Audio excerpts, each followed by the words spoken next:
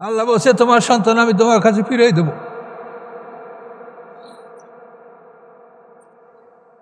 এভাবে মুসা আলাইহিস সালামের মায়ের কথায় যখন ফেরাউন রাজি হয়ে গেল, তখন মুসা আলাইহিস সালামের মাকে এত উপঢৌকন দেওয়া হলো, কেউ থালা, কেউ বাটি, কেউ কলস, কেউ চেইন, কেউ এটা সেটা, কত কিছু তাকে পুরস্কার দেওয়া হলো যে সেগুলি সে একা নিয়ে যেতে পারছে না, এত উপঢৌকন পুরস্কার তাকে দেওয়া হলো। এভাবে আল্লাহ তাআলা মুসা আলাইহিস সালামকে মায়ের কাছে পাঠিয়ে দিলেন।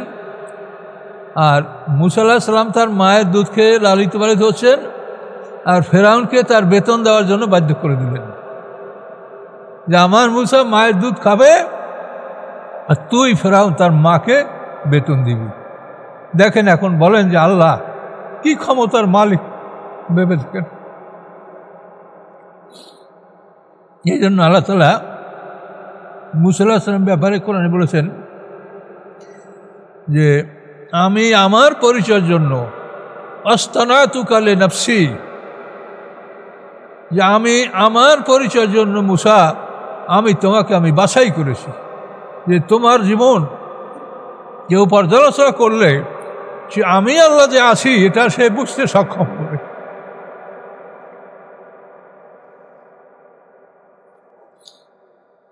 আল্লাহ বলেন ফারাদাদনাহু ইলা উম্মিহি, এভাবে আমি তাকে তার মায়ের কাছে ফিরিয়ে দিলাম।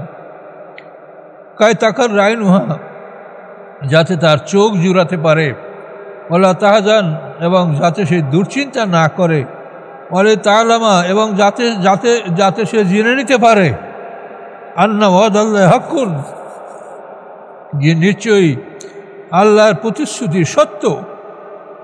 ওয়ালাকিন্না আকসারহুম লা ইয়ালামুন, কিন্তু তাদের অধিকাংশরা এটা তারা জানতো না যে এই ঘটনা এভাবে আছে। তাফসিরে বলা আছে যে পৃথিবীর 3 জন মহিলার সাথে জান্নাতে আল্লাহ রসুলের সাথে বিবাহ হবে। তার স্ত্রীরা তো তার স্ত্রী থাকবেন জান্নাতে, হুর থাকবে, যার নিয়ামত তার প্রাপ্য সবই থাকবে, কিন্তু দুনিয়ার 3 নারীর সাথে আমাদের রসুলের সাথে বিবাহ হবে। সেই 2 নারীর কথা এই সূরাতেই আছে। একজন হলো বিবি আসিয়া, যেহেতু আসিয়া এ ফেরাউনের স্ত্রী, ফেরাউন তো চিরদিনের জন্য জাহান্নামী, তার স্ত্রী জান্নাতি এবং 1 নম্বর জান্নাতি। এই মহিলার সাথে আল্লাহ তাআলা জান্নাতে আমাদের রাসূল সাল্লাল্লাহু আলাইহি ওয়াসাল্লামের সাথে বিবাহের ব্যবস্থা করল, বিবি আসিয়া। আর 2 নম্বর হলো ঈসা আলাইহিস সালামের মা মরিয়ম, এক বিদুষী পবিত্র নারী।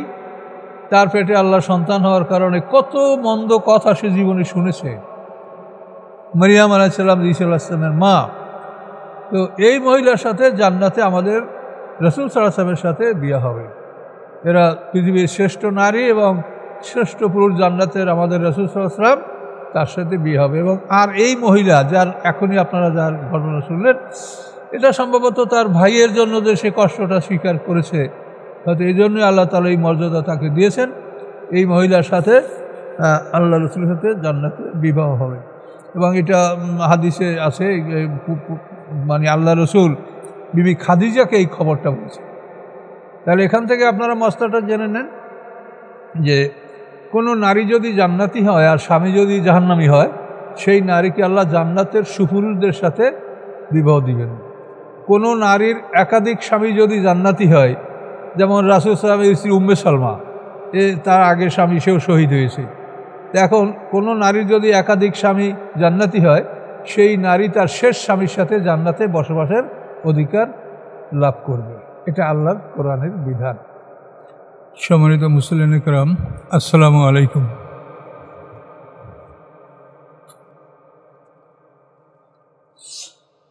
আমরা আজকে নূতন সূরা, অর্থাৎ গত সপ্তাহে আমরা সূরার নামল শেষ করেছি, এখন তার সামনের সূরা কাসাস, এটা আমাদের আজকে আলোচনার বিষয় ইনশাআল্লাহ। আউযু বিল্লাহি মিনাশ শাইতানির রাজিম, বিসমিল্লাহির রহমানির রহিম। তাসিন মিম, এটা আয়াতে মুতাশাবিহাত, এর অর্থ আল্লাহ ছাড়া আমরা জানি না। তিলকা আয়াতুল কিতাবিল মুবিন, এগুলি স্পষ্ট কিতাবের আয়াত। অর্থাৎ আপনাদের সামনে যেগুলি বলা হচ্ছে বলা হবে এগুলি স্পষ্ট কিতাবের আয়াত। স্পষ্ট কিতাব হচ্ছে আল কোরআন, আল কোরআনের আয়াতসমূহ। আল্লাহ বলেন, নাতলু আলাইকুম নাবায় মূসা ওয়া ফিরআউন বিল হক লিকাওমিন ইউমিনুন। তেলাওয়াত করছি আমি, পাঠ করে শোনাচ্ছি আমি আপনার উপরে মেন নাবায় মূসা, মূসা আলাইহিস সালামের খবর, ওয়া ফিরআউনা এবং ফিরআউনের খবর, বিল হককে সত্য সহকারে, সত্যকে প্রতিষ্ঠা করার জন্য, লিকাওমিন ইউমিনুন ওই জাতির জন্য আমি এটা তেলাওয়াত করছি আপনার উপরে যারা বিশ্বাস রাখে, ঈমানদার তাদের জন্য।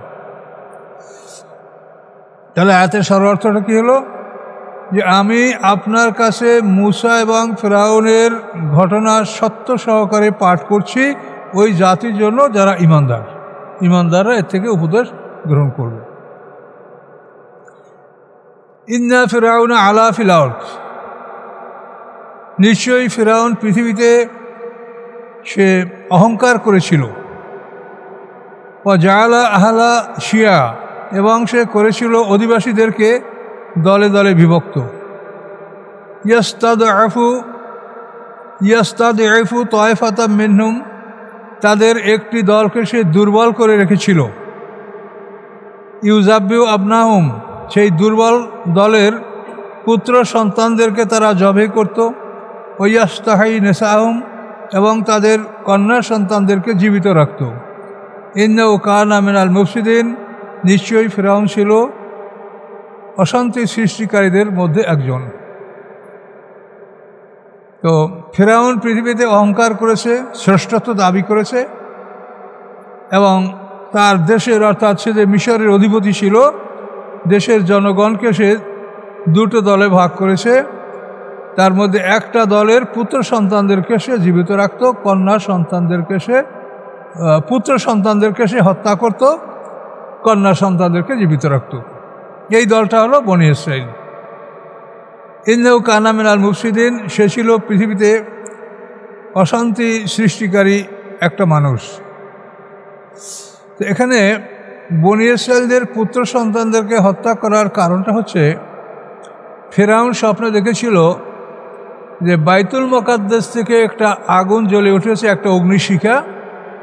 সে অগ্নিশিখাটা বাইতুল মুকাদ্দাস থেকে উড়ে এসে মিশরে পড়েছে। মিশর থেকে ঠিক এই কর্নারে একটু পূর্ব উত্তরে বাইতুল মুকাদ্দাস। তো এই আগুনটা মিশরে পড়ে ফিরআউন বংশের সমস্ত বাড়িঘরগুলি পোড়াইয়ে দিয়েছে, এবং বনী ইসরাইলদের কোনো ক্ষতি করে নাই এই আগুনে। এই স্বপ্ন দেখে ফিরআউন দরবারে যারা স্বপ্ন তত্ত্ববিদ ছিল, গণক ছিল, জাদুকর ছিল, সবাইকে ডাকলো, ডেকে তার স্বপ্নের ব্যাখ্যা সে চাইল। সবাই বলল যে আপনার স্বপ্নের ব্যাখ্যা হচ্ছে এই, যে বনী ইসরাইলদের মধ্যে হতে একটা পুত্র সন্তান জন্মগ্রহণ করবে, সেই সন্তানের হাতে আপনার মৃত্যু হবে, আপনার সাম্রাজ্য ধ্বংস হবে, এবং আপনার জাতি ধ্বংস হবে। এই কথা শোনার পরে ফিরআউন চিন্তা করলো যে আমি যখন জীবিত আছি তো এটা আমি প্রতিকার করব।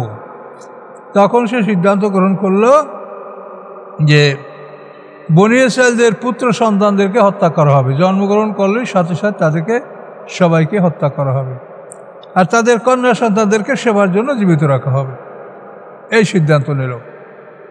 তো এই সিদ্ধান্ত নেওয়ার পরে তারা যখন প্রতি বছর বনী ইসরাইলদের পুত্র সন্তানদেরকে হত্যা করতেছিল, এর ফলে দরবারে যারা মন্ত্রী পরিষদ তারা অভিযোগ করলো ফিরআউনের কাছে যে এভাবে যদি তাদের সকল পুত্র সন্তানদেরকে হত্যা করা হয়, তাহলে এই দেশের যে কাজকর্ম, যেটা চতুর্থ শ্রেণীর লোকেরা যে কাজকর্মগুলি করে, এটা কে করবে?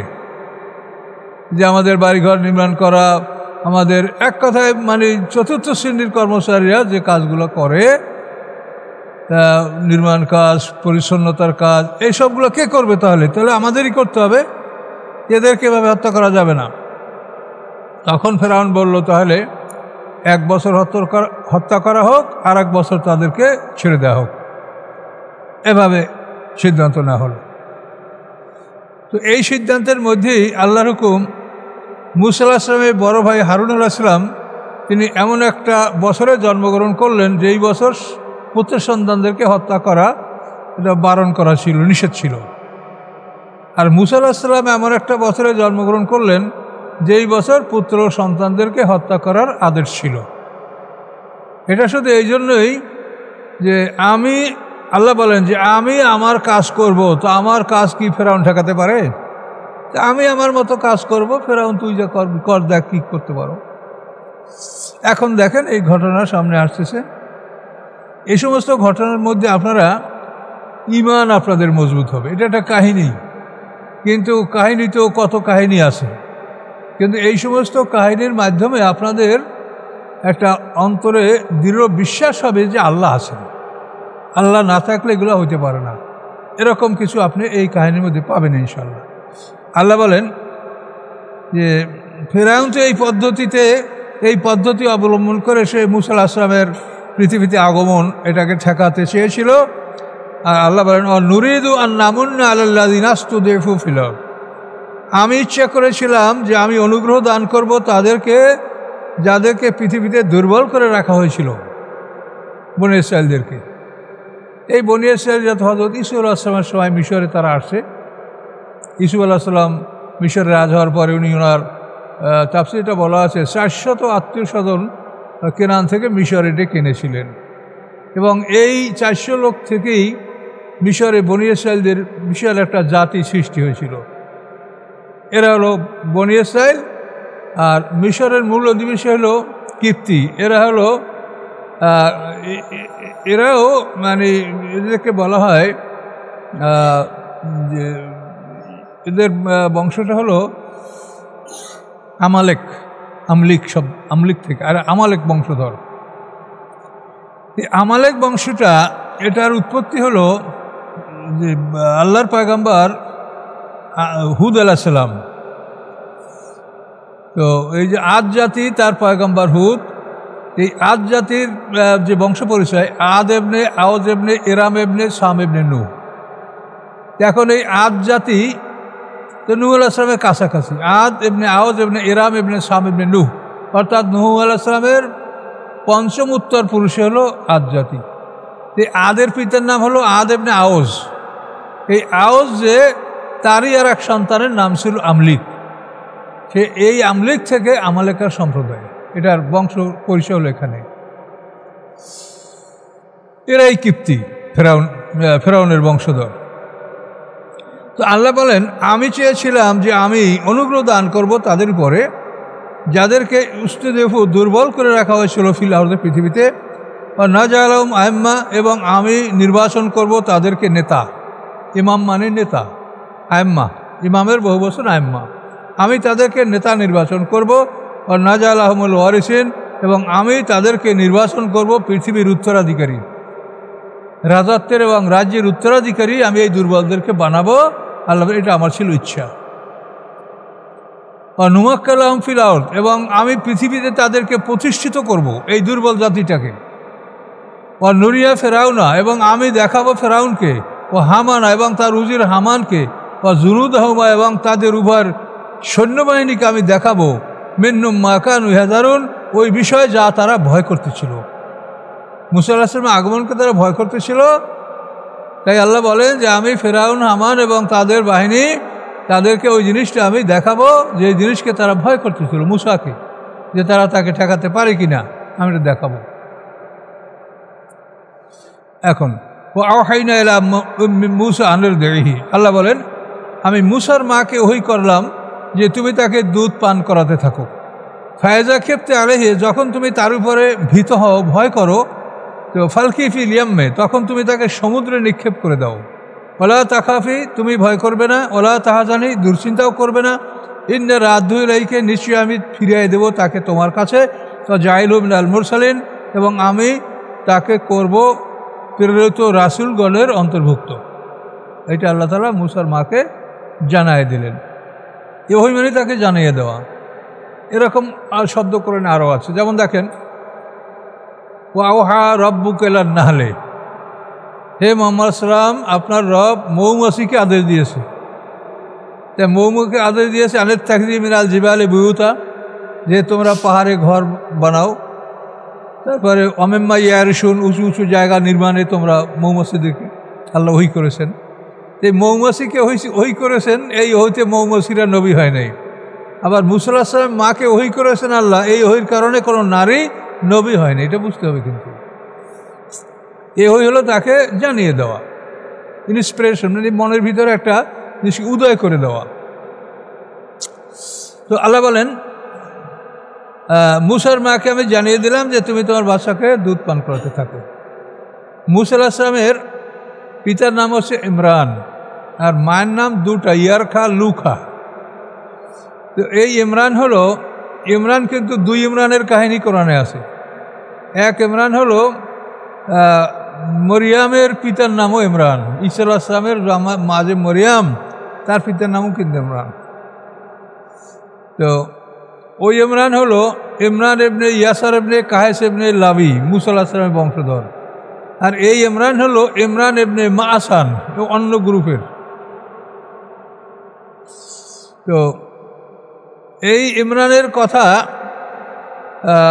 বিস্তারিত কোরআনে নাই, তার মায়ের কথা যেটুকু আছে, তার বাবার কথা, মুসা আলাইহিস সালামের পিতার কথা অতটা কোরআনে পাওয়া যায় না। কি তিনি কি মারা গেছিলেন বা কোন অবস্থায় ছিলেন, এটা আমরা সঠিক তার ইতিহাস কোরআনে নাই, আমরা বলতে পারবো না।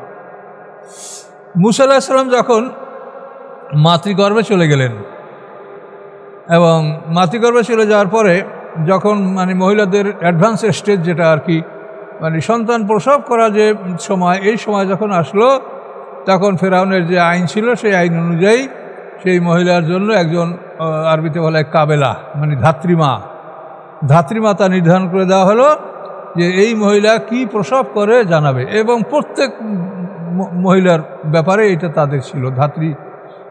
সরকারের পক্ষ থেকে ধাত্রীমাতা কাবেলা এরা নিয়োজিত থাকতো, যে তারা জানাবে যে সে কি সন্তান প্রসব করেছে, কন্যা সন্তান না পুত্র সন্তান।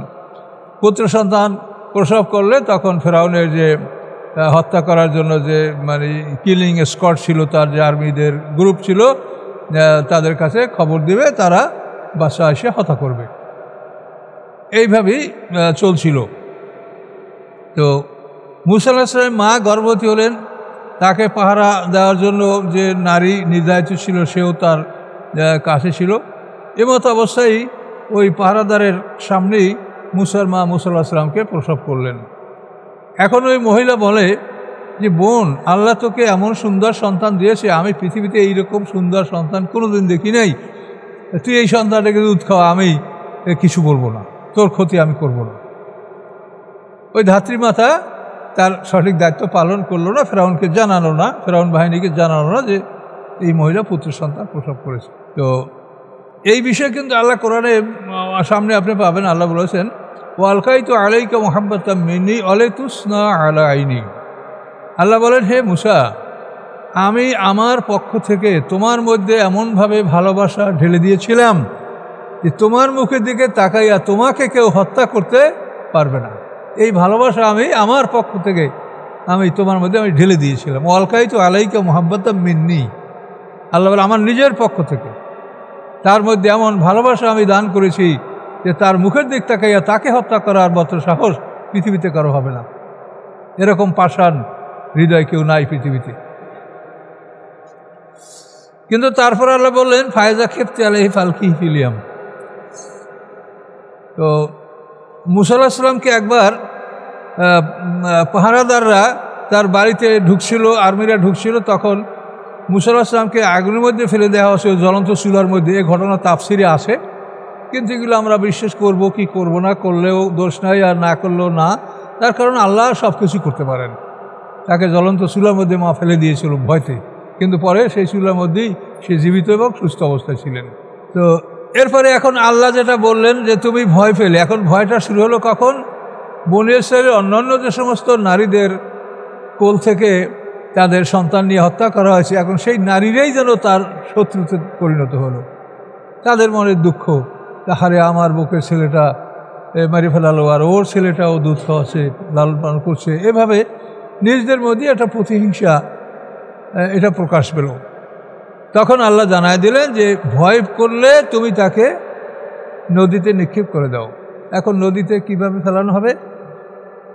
মুসার মা এক নাজ্জার, এক কাঠ মিস্ত্রির কাছে গেলেন, যে আমাকে একটা সুন্দর করে একটা ছোট্ট সুন্দুক একটা বাক্স বানিয়ে দাও, যেন সেটার মধ্যে পানি প্রবেশ না করে, এভাবে সুন্দর করে তুমি এটা নির্মাণ করো।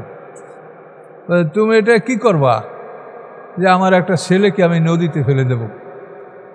এখন ওই মিস্ত্রির কাজ যে মিথ্যা বলবে মুসার মা, এটা তার মনে আসে নাই। মহিলা মানুষ আমার বলে যে আমি আমার ছেলেকে নদীতে নিক্ষেপ করব। তখন মিস্ত্রি বলল, হায় রে, তো বিরাট একটা সুযোগ, আমি এই খবর যদি ফেরাউনের আর্মিদের কাছে বলতে পারি তা আমি তো পুরস্কার পাবো। ও খুব মনের আনন্দে ওই মুসা আলাইহিস সালাম মার সিন্দুকটা কিনে নিয়ে গেল। তারপরে ও ছুটলো সেই ফেরাউনের আর্মিদের ক্যাম্পে, যে আমি এই খবর দিলে আমাকে ওরা পুরস্কার দেবে। কিন্তু ও যখন ক্যাম্পে দৌড়ে গেল, যাওয়ার পরে ওই ঘরে যখন ঢুকছে, তখন ও আর কথা বলতে পারে না, মুখ বন্ধ, কোনো কথাই বলতে করতেছে। এখন অস্থির হয়ে গেল যে আমি এত সুন্দর কথা বলতে পারি, এখন আমার কি হলো, কথা বলতে পারছে না। তখন ওখানে বসে ওই রকম করার পরে আর্মির ওরা কয়েকটা ঘাড় ধাক্কা দিয়ে বাইর কর, ওর কী এখানে চাই, তো ঘাড় ধাক্কা দিয়ে বের করে দিল। বের করে দেওয়ার পরে যখন ও বাড়ির দিকে রানা হলো, কতক যাওয়ার পরে দেখে যে আর মুখ ঠিক আছে, কথাবার্তা সবই আগের মতো বলতে পারে। তখন সে আমার কি হলো, আমি ওখানে যে কথা বলতে পারছিলাম না কেন, আবার যাব।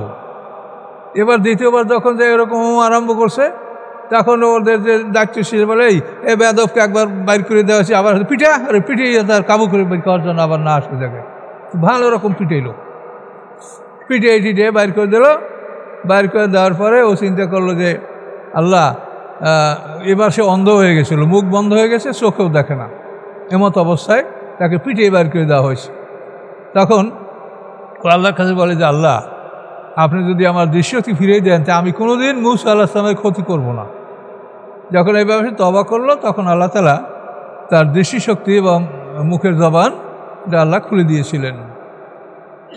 তো এইভাবে মিস্ত্রির কাহিনী শেষ হলো। এরপরে মুসা আলাইহিস সালামের মা মুসা আলাইহিস সালামকে সিন্ধুকে ভরে, এটা তাফসীরে যেটা বলা আছে, সম্ভবত মুসা আলাইহিস সালামের 3 মাস বয়সে এই ঘটনা ঘটে। 3 মাস পর্যন্ত মায়ের দুধ মুসা আলাইহিস সালাম পান করেছিলেন। তাকে নদীতে ফেলে দেওয়া হলো। সমুদ্রের তীরবর্তী এলাকার থেকে আল্লাহর হুকুমে সমুদ্র তাকে কিনারায় কিনারায় বহন করতেছিলেন সিন্দুক সহ। ঢেউর উপরে ঢেউতে চলতেছিল এবং এটা উজান থেকে ছাড়া হয়েছিল এবং নিচে ভাটির দিকে যাচ্ছিল, এবং যেদিকে যাচ্ছিল সেদিকে ফেরাউনের রাজপ্রাসাদ ছিল সেই নীল নদীর কিনারায়। তো এখানে তাফসীরে অনেক কথা আছে যে ফেরাউনের একটা মেয়ে ছিল, তার কোনো পুত্র সন্তান ছিল না। তো এই ফেরাউনের যে কন্যাকে ফেরাউন খুব ভালোবাসত, কিন্তু তার ছিল কুষ্ঠরোগ, লেপ্রাসি। এই কুষ্ঠরোগের ব্যাপারে সে বহু চেষ্টা করেছে, কোনো চিকিৎসায় ভালো হয় না।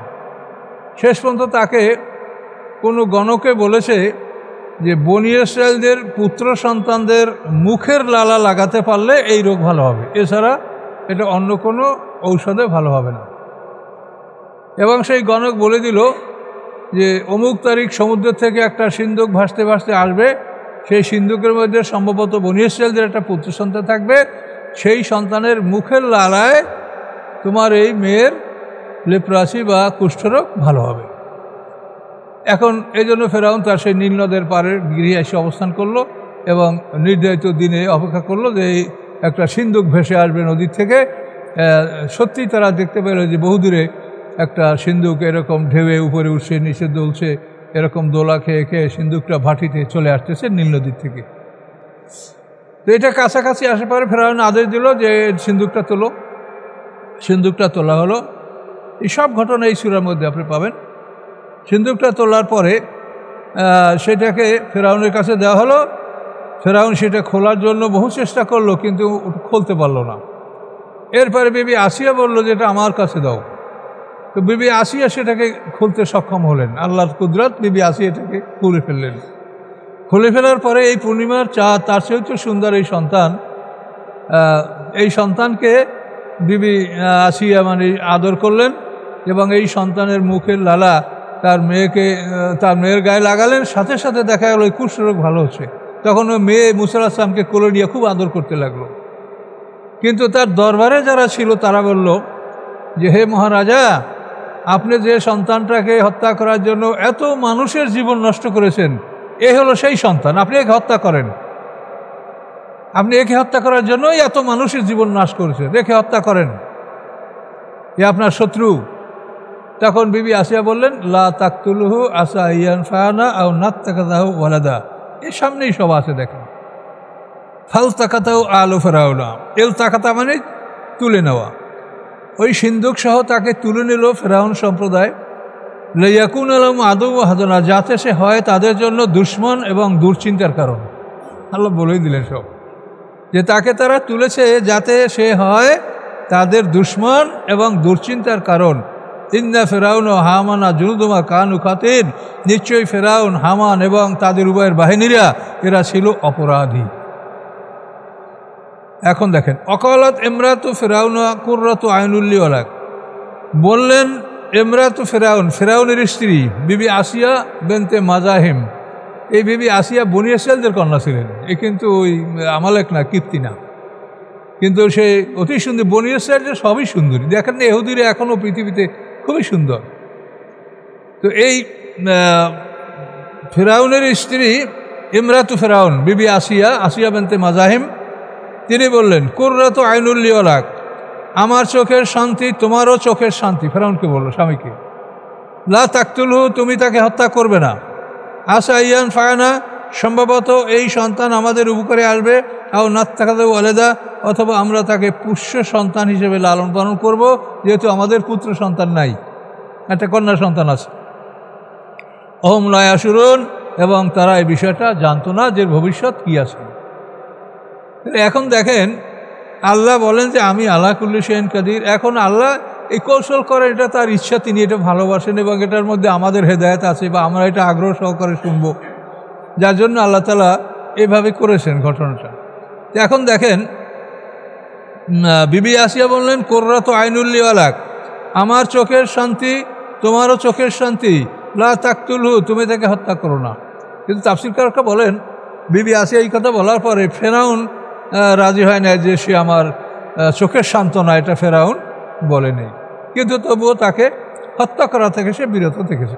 এরপরে এখানে মূসা আলাইহিস সালাম ফেরাউনের দরবারে আছে, এখন তার লালন পালনের ব্যবস্থা করতে হবে। এখন এই রাজদরবারে কত মহিলারা আসে, কত লোকজন বসবাস করে। তো এখন মূসা আলাইহিস সালামের দুধ পান করার জন্য এই মহিলাদেরকে বলা হলো, ধাত্রীমাতাদেরকে, কিন্তু মূসা আলাইহিস সালাম কোনো মায়ের দুধ পান করে না। এভাবে দিন পার হতে হতে এক সপ্তাহ পার হয়ে গেল, এর মধ্যে মূসা আলাইহিস সালাম কোনো নারীর দুধ মুখে নিচ্ছে না। এখন তাহলে সন্তানরা কি মরে যাবে? এখন তারা মূসা আলাইহিস সালামকে দরবারের বাইরে বের করলো, রাজদরবারের বাইরে বের করে অনুসন্ধান চালালো যে বাইরে এমন কোনো নারী আছে যে বাচ্চাটাকে দুধ পান করাতে পারে, বাঁচাতে পারে। এই কথা যখন ওরা বলল, তখন ওই যে মূসা আলাইহিস সালামের বোন পিছন থেকে কুস্সি হে ফা বাসুরাত বিয়ান জুনুবে লা ইয়াশউরুন, কোরআনে বলা আছে। মূসা আলাইহিস সালাম আবার কুস্সি হে, কেসা মানে পিছনে পিছনে চলা, ঘটনা ঘটেছে তার পিছনে আপনি বর্ণনা করবেন, এটার নাম কিচ্ছা। আর এই কেসা মানে পিছনে পিছনে চলা। মূসার মা বিবি আসিয়াকে বললেন কুস্সি হে, তুমি তার পিছনে পিছনে চলো। এই পিছনে পিছনে এই মূসা আলাইহিস সালামের বোন মরিয়াম বা কুলসুম তার নাম, তিনি ফেরাউনের দরবারে ছিলেন। কিন্তু যখন দরবার থেকে বাইর করা হলো মূসা আলাইহিস সালামকে, তখন উনি বললেন যে আমি, এই দেখেন এখানে কি বলা আছে, হাল আদুল্লুকুম আলা আহলি বাইতিন ইয়াকফুলুনা লাকুম ওয়া হুম লাহু নাসিহুন। এই একটা এখানে না থাকলে অন্য আয়াতে আছে, অন্য সূরার মধ্যে আছে। তো মূসা আলাইহিস সালামের বোন বললেন, হাল আদুল্লুকুম আলা আহলি বাইতিন, আমরা কি তোমাদেরকে এমন একটা পরিবারের সন্ধান দিব না, ইয়াকফুলুনা লাকুম, যে পরিবার এই সন্তানের দায়িত্বভার গ্রহণ করতে পারে, ওয়া হুম লাহু নাসিহুন, এবং সেই পরিবারটা তোমাদের শুভাকাঙ্ক্ষী, তোমাদের দলের লোক। এইটা বলার পরে ফেরাউন বলল যে তুমি তাড়াতাড়ি এটা করো, কে তাকে বাঁচাতে পারে, কার দুধ খাওয়াবে দেখো তুমি। তো এখন কুলসুম দৌড়ে মায়ের কাছে আসলেন, মায়ের কাছে এসে বললেন যে মা, তোমার সন্তান ফেরাউনের দরবারে। তখন মা তো অস্থির হয়ে গেছে। তো আসবা ফুয়াদ উম্মে মুসা ফারেকা, আল্লাহ বলেন মুসা আলাইহিস সালামের মায়ের অন্তরটা জ্ঞান শূন্য হয়ে গেল যখন শুনছে যে আমার সন্তান ফেরাউনের কাছে। তখন তার মানে আল্লাহ বলেন যে মুসার মা তখন জ্ঞান শূন্য হয়ে গেছে, এখন তার হুশ জ্ঞান নেই, জ্ঞান শূন্য হয়ে গেছে। এবং জ্ঞান শূন্য হয়ে সে ইনকাদাত লাতুব দিবি, সম্ভাবনা ছিল যে সে প্রকাশ করে দিবে যে আমার ছেলে, এটা সে বলে ফেলবে, এমনই তার জ্ঞান নাই যে আমি কি বললে কি হবে। তা আল্লাহ বলেন তার অন্তরটা জ্ঞান শূন্য হয়ে গিয়েছিল। হ্যাঁ, ইনকাদাত লাতুব দিবি, সম্ভাবনা ছিল যে প্রকাশ করে দিবে যে এই সন্তানটা আমার। লাউলা আর রাবাতনা আলা কালবিহা, আল্লাহ যদি না আমি তার হৃদয়টাকে বেঁধে রাখতাম, আমি তার হৃদয়টাকে বেঁধে রেখেছি, কথা বলতে দেই নেই, এই আমি যদি তার হৃদয়টাকে বেঁধে না রাখতাম তাহলে সে বলেই দিত যে এই সন্তানটা আমার, এবং এটা বললে তখন অবশ্যই বিপদ হইত। এই তাকুন মিনাল মুমিনিন, যাতে সে হতে পারে মুমিনদের অন্তর্ভুক্ত। তো এই কথা কোরআনে আগে পাশে আছে। দেখেন অকালাত উক্তি কুসিহে, আমি যেটা আগে আয়াতটা বলছি না, এটা দেখেন অকালাত উক্তিহে। এবং বললেন মুসার বোনকে কুসিহে, তুমি পিছন থেকে দেখতে থাকো। বা বাসুরাত বিহি আন জুনবেন, সে দেখতে ছিল ওই সিন্দুককে কিনারা থেকে। ওহম লাইয়া শুরুন, অথচ তারা জানতো না যে এই সিন্দুকটা কেউ দেখছে। ও হারামনা আলাইল মারাদে আমেন কাবলো, এবং আমি হারাম করে দিয়েছিলাম তার উপরে দুধ পান ইতিপূর্বে। আল্লাহ হারাম করে দিয়ে তুমি কারো দুধ খাবে না। হারামনা আলাইল মারাদে আমেন কাবলো ফাকালাত, এরপরে মুসার বোন বলল, হাল আদুল্লুকুম আলা আহলে বাইতেন, আমি কি বলবো না তোমাদেরকে এমন একটা পরিবারের খবর, ইয়াকফুলুনাহু লাকুম, যে পরিবার তোমাদের এই সন্তান লালন পালনের দায়িত্ব পালন করে, ওহুম লাহু নাসিরুন, এবং তারা তোমাদের শুভাকাঙ্ক্ষী। এভাবে মুসা আলাইহিস সালাম কুলসুম বা মরিয়াম এভাবে এই কথাগুলো বললেন। বলার পরে মুসা আলাইহিস সালামের মাকে ওই তার মেয়ে কুলসুম বা মরিয়াম সে ফেরাউন দরবার নিয়ে আসলেন। যে মুসা আলাইহিস সালামের মা যখন ওখানে আসলেন, তাফসীরে বলা আছে তখন ফেরাউন নিজ হাতে মুসা আলাইহিস সালামকে দোলাচ্ছিল, নাচাচ্ছিল যে তার ক্রন্দন বন্ধ করতে পারে কিনা। 1 সপ্তাহের অনাহার বাদশাহ কি থামতে পারে? এখন ফেরাউন নিজ হাতে তাকে এরকম হাতে দোলাচ্ছে, নাচাচ্ছে যে বন্ধ করতে পারে কিনা। এই অবস্থায় মুসার মা সেখানে হাজির হলেন। হাজির হওয়ার পরে ওই মহিলার মায়ের ঘেরান পাওয়ার সাথে সাথে মুসা আলাইহিস সালাম কান্না বন্ধ করে দিলেন।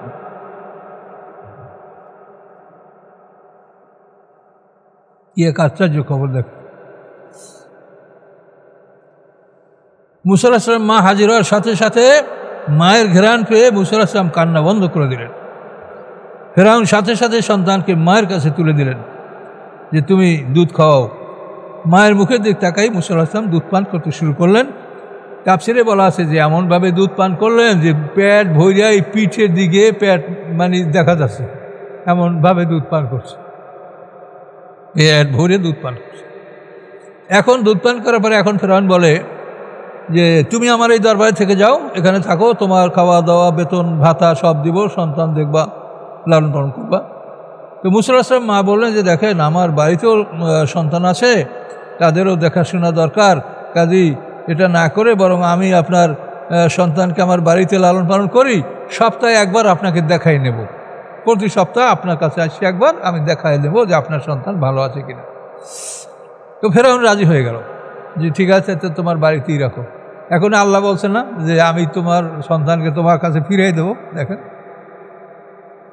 বলছি যে এই সূরাটা শুনলে আপনাদের ঈমান বাড়বে। আল্লাহ বলছে তোমার সন্তান আমি তোমার কাছে ফিরিয়ে দেবো।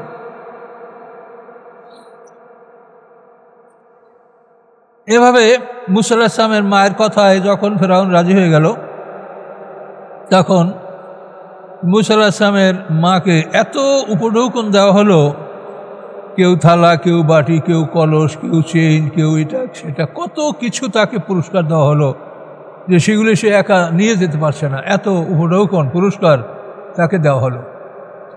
এভাবে আল্লাহ তাআলা মুসা আলাইহিস সালামকে মায়ের কাছে পাঠিয়ে দিলেন।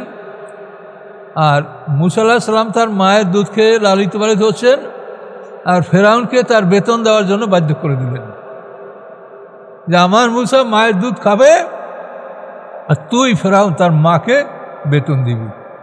দেখেন এখন বলেন যে আল্লাহ কি ক্ষমতার মালিক ভেবে থাকেন। এই জন্য আল্লাহ তাআলা মুসা আলাইহিস সালাম ব্যাপারে কোরআনে বলেছেন যে আমি আমার পরিচয়ের জন্য আস্তানাতুকা লিনাফসি, যে আমি আমার পরিচয়ের জন্য মুসা আমি তোমাকে বাছাই করেছি, যে তোমার জীবন কেউ পর্যালোচনা করলে সে আমি আল্লাহ যে আছি এটা সে বুঝতে সক্ষম হবে।